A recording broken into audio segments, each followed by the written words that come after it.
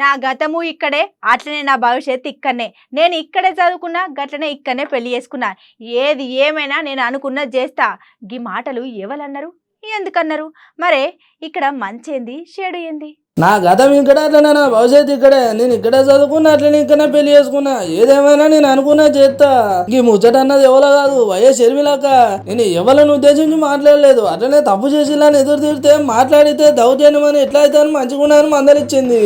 ఇక పైగా నేను రెచ్చగొట్టే మాటలు మాట్లాడుతున్నానట, నేను బూతులు తిట్టానట. మళ్ళీ అడుగుతున్నాం, రెచ్చగొట్టడం అంటే ఏమిటి? మీ అవినీతిని ప్రశ్నిస్తే అది రెచ్చగొట్టడం అవుతుందా? మీరు డబ్బులు సంపాదించుకున్నారు కదా, మీరు భూ కబ్జాలు చేశారు కదా అని మేము మాట్లాడితే అది రెచ్చగొట్టడం అవుతుందా? అది పర్సనల్గా మాట్లాడినట్టు అవుతుందా? ఎలా అవుతుంది అని అడుగుతున్నాం. అసలు ఏమీ లేని వాళ్ళు 100 కోట్లు ఎలా సంపాదించుకున్నారో, మీరు నిజంగానే అవినీతి చేయకపోతే ఎలా సంపాదించుకున్నారో మీరు ప్రజలకు చెప్తే ప్రజలు కూడా సంపాదించుకుంటారు కదా. ప్రజలు కూడా సంపాదించుకుంటే మీ నియోజకవర్గాలలో వాళ్ళు బాగుపడితే మీకే మంచి పేరు వస్తుంది కదా.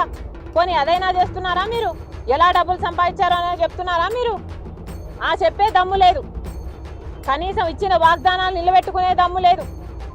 తీరా చూస్తే నేను అడ్డదిడ్డంగా మాట్లాడుతున్నానంట. నేను అన్న ఏకైక మాట చెప్పుతో కొడతాము అన్న మాట ఒక నికృష్ట మంత్రిని మాత్రమే అన్నాం.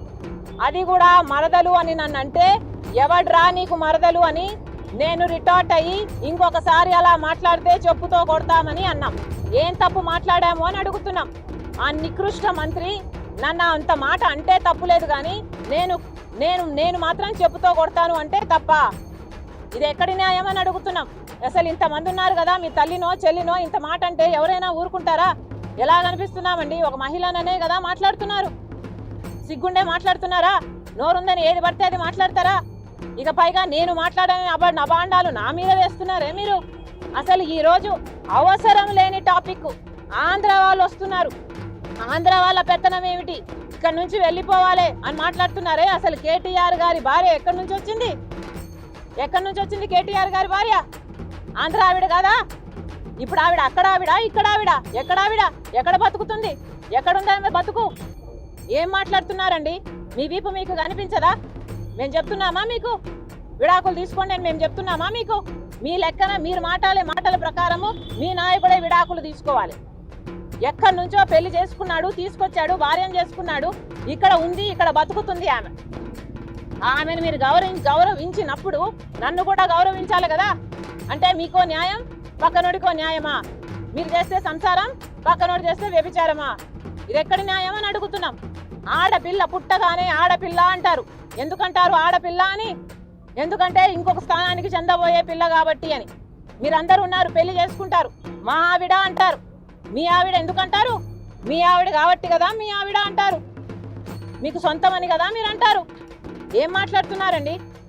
ఒక ఆడది అసలు తన సర్వస్వాన్ని వదులుకొని పెళ్లి అన్న పదం కోసం, పెళ్లి అన్న ఇన్స్టిట్యూషన్ కాపాడడం కోసం తనను తాను త్యాగం చేసుకొని ఒక ప్రాంతానికి కట్టుబడితే, ఒక కుటుంబానికి కట్టుబడితే, ఒక ప్రజలకు కట్టుబడితే మీకు అది కనిపించడం లేదా? ఇష్టం వచ్చినట్టు మాట్లాడతారా? ఏది పడితే అది మాట్లాడతారా? నేను ఇక్కడ పెరిగాను, నేను ఇక్కడే చదువుకున్నాను, అబిడ్స్లో స్కూలుకు పోయాను, మేదీపట్నంలో కాలేజీకు పోయాను, ఇక్కడ పెళ్లి చేసుకున్నాను, ఇక్కడ కొడుకును కన్నాను, ఇక్కడ బిడ్డను కన్నాను. నా బతుకు ఇక్కడే, నా గతం ఇక్కడే, నా భవిష్యత్ ఇక్కడే. ఈ గడ్డకు సేవ చేయడం నా హక్కే కాదు, నా బాధ్యత కూడా. ఇక ట్రాఫిక్ వయలేషన్ కేసులో నన్ను రిమాండ్కు, నా మనుషులను రిమాండ్కు ఎందుకు అడిగారు అని అడుగుతున్నాం. మీకు నిజంగానే పాదయాత్ర ఆపే ఉద్దేశం లేకపోతే నన్ను రిమాండ్కి ఎందుకు అడిగారు అని అడుగుతున్నాం. అసలు నన్ను రిమాండ్లో పెట్టుకొని మీరు ఏం చేస్తారు? నన్ను ఇంటరాగేట్ ఏం చేస్తారు? మీరు ఎంక్వైరీలు ఏం చేస్తారు? నా దగ్గర ఏ ఇన్ఫర్మేషన్ రాబడతారు? అసలు నన్ను రిమాండ్కి అడగాల్సిన అవసరం ఏముంది కేసీఆర్ సర్కార్ అని అడుగుతున్నాం. తీరా రిమాండ్కి అడిగితే ఇది అన్యాయం అని చెప్పి జడ్జి కూడా మాకు బెయిల్ ఇవ్వడం జరిగింది, మేము బయటికి రావడం జరిగింది.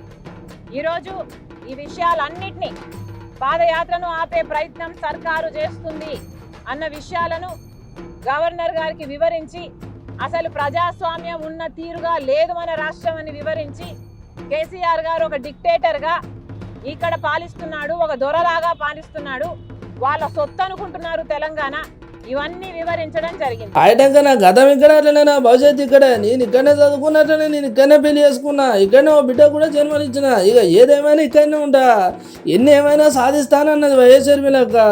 మరి షర్మిలక్క అన్న ముచ్చటలు కూడా జరిగితే న్యాయం ఉన్నది. అరే పక్క రాష్ట్రం అయితే మరి ఇక్కడ ఉన్న మన మంత్రి కేటీఆర్ సార్ భార్య కూడా పక్క రాష్ట్రమే, మరి ఆమె గౌరవం ఇచ్చినప్పుడు నాకు కూడా ఇవ్వాలి కదా, నేను ఆడపిల్లనే కదా అని మంచి సవాల్ ఇస్తుంది గులాబీ లీడర్లకు.